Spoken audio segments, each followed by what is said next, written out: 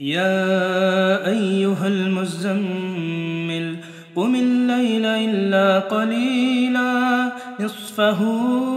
أو انقص منه قليلا أو زد عليه ورتل القرآن ترتيلا إنا سنلقي عليك قولا ثقيلا إن ناشئة الليل هي أشد وطئا وأقوم قيلا إن لك في النهار سبحا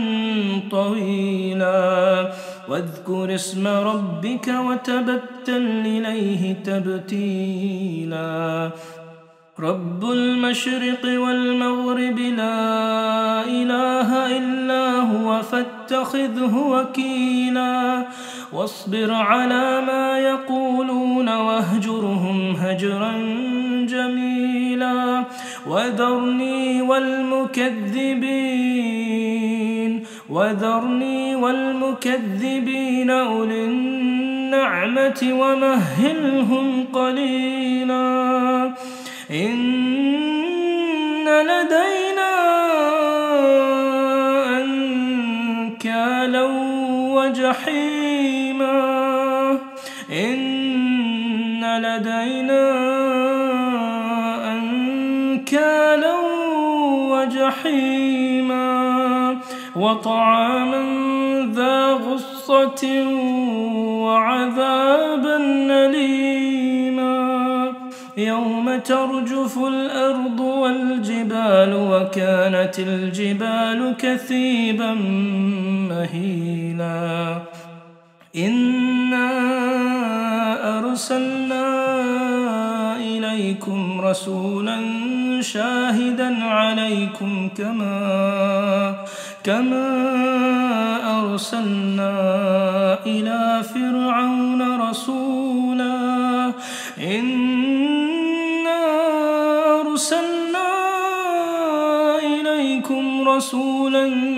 شاهدا عليكم كما أرسلنا إلى فرعون رسولا فعصى فرعون الرسول فأخذناه أخذا وبيلا فكيف تتقون إن كفرتم يوما يجعل الولدان شيبا السماء منفطر به كان وعده مفعولا إن هذه تذكرة فمن شاء اتخذ إلى ربه سبيلا إن ربك يعلم أنك تقوم أدنى من ثلثي الليل ونصفه وثلثه وطائفة من الذين معك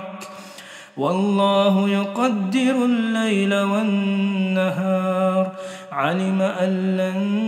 تحصوه فتاب عليكم فاقرؤوا ما تيسر من القرآن علم أن سيكون منكم مرضى وآخرون يضربون في الأرض يبتغون من فضل الله وآخرون يقاتلون في سبيل الله فاقرؤوا ما تيسر منه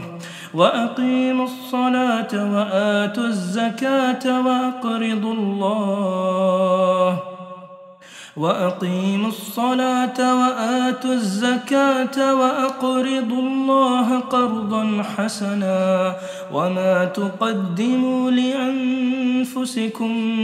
من خير تجدوه عند الله هو خيرا وأعظم أجرا واستغفروا الله